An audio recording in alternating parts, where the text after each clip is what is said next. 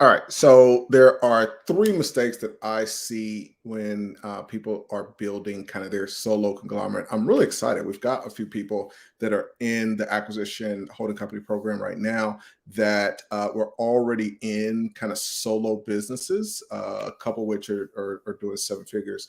And then we also have people that are starting from scratch, building what they envision as what will eventually be a solo conglomerate. And so that's why I've been talking a little bit more about this. Now, we do have people on the other end of the spectrum. We have some people that have large, massive businesses and, already that they're growing through acquisition. A couple that I'm way more focused on them exiting some of the assets that they haven't turned into companies and that can be exited. And then some people that have a vision for buying kind of larger businesses that have lots of employees and all that. But I think that is what most people think about when they think about acquisitions. And so I like to talk about this solo conglomerate idea because a lot of people don't think about the fact that with all the tools we're getting access to, with being able to buy businesses don't require a lot of physical time and effort. It's an opportunity to kind of build this solo conglomerate where you've got several streams of income, several businesses, maybe one, two assistants, and you're managing these different kind of business machines. And obviously, we know that all of this stuff is risky. I was on speaking on a virtual event last night. I was talking about what I call the Fortune 500 rule of 100. The thing that we know about the Fortune 500 is that 100 years ago, if you look at the Fortune 500 back then compared to today, 490 of them are gone. If you go through another 100 years, 490 will be gone again. And so there's only a few of these businesses, especially as they stand today, even if they may be merged or whatever, a few of them are going to exist. And so when you look at small businesses, those numbers are even more outrageous. So the more that you can diversify, the better. But there are three big mistakes that I see people make, when it comes to the capital part of their business. Number one is not raising enough money. Most people aren't accessing capital the way they could, the way they should. And there's just more capital out there than ever before that needs to get to work. It's definitely not that the capital isn't there. What you should hear when you hear the government print another $1 trillion, that means that money, even if they're giving it to poor people, those poor people are going to spend the money and it's still going to end up in the hands of the wealthy. And then those wealthy folks have to put that money to work. The other thing that you can hear when you hear inflation, the important thing to understand is that inflation is a nice way of saying that the dollar is crashing. So literally every time you hear, oh, there's high inflation, it means that the dollar is crashing at a very high rate. And so it's just that if it would, send the masses out running from their homes if they literally said what was actually happening. But it basically means that the dollar is crashing, currency is crashing. So those people that are getting that capital need to put it to work. So there's more capital than ever before. We turn down lots of capital.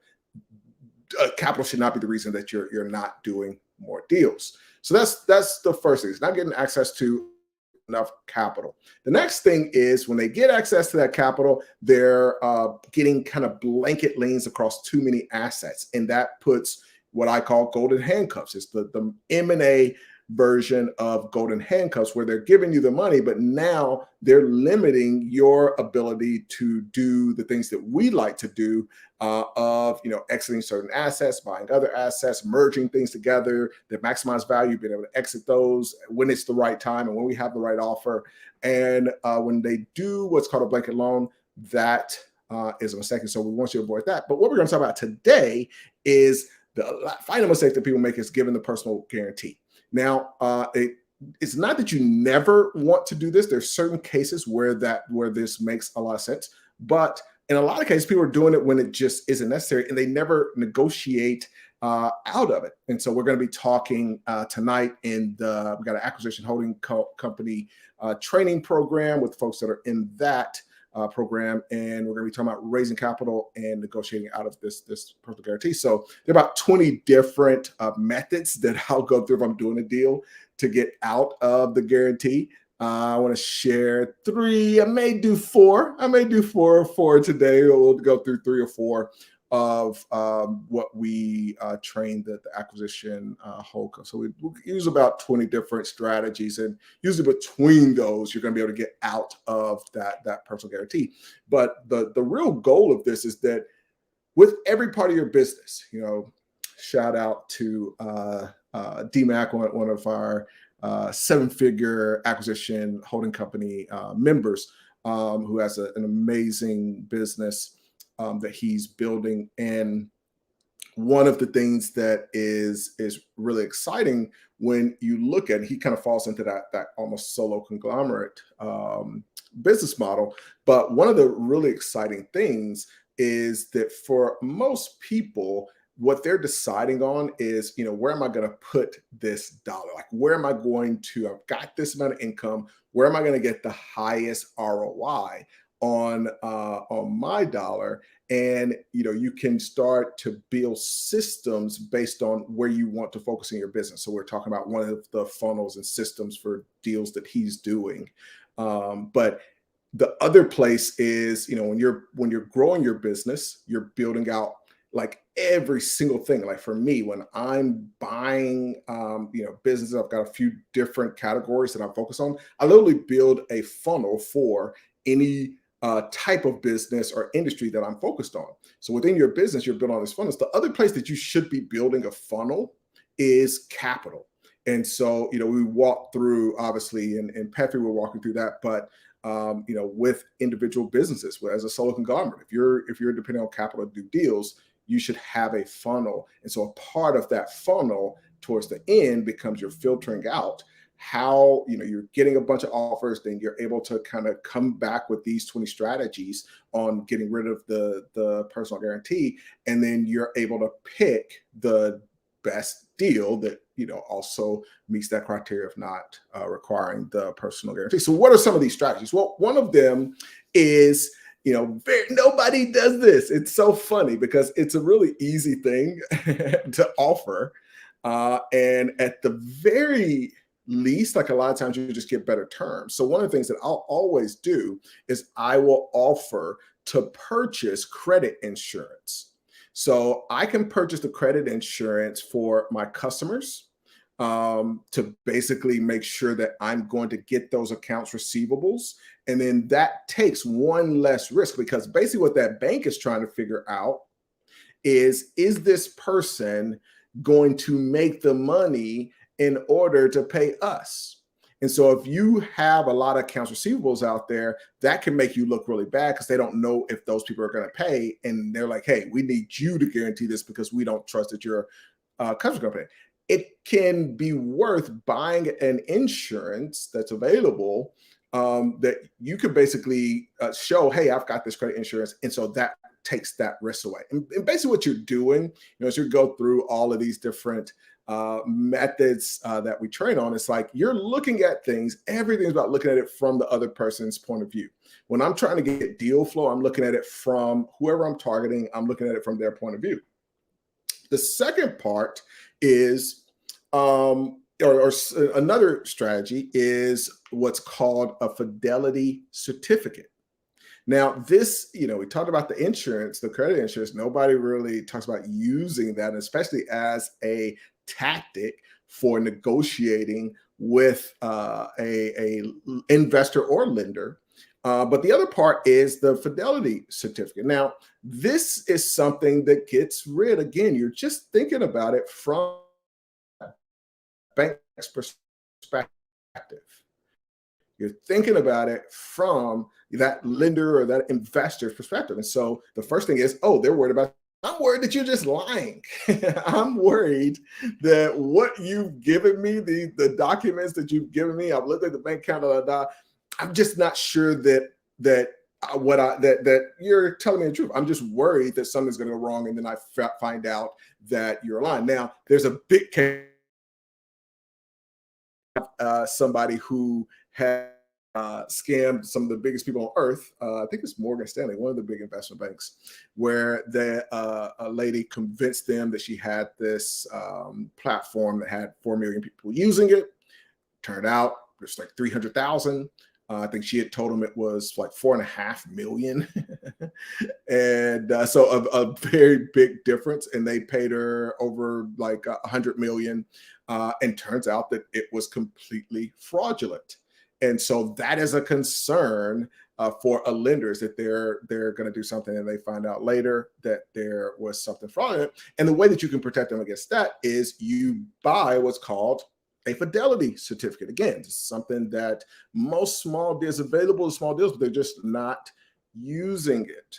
And so this is something I help our acquisition holding company members with when they're trying to do a deal. It's like, hey, let's walk you through this process so that this takes that off of the lender's kind of risk list. And that's all we're just going down their thing and saying, hey, we're going to get rid of all of your risks. Now, before I go to the next one, the other question here becomes, why is this so important?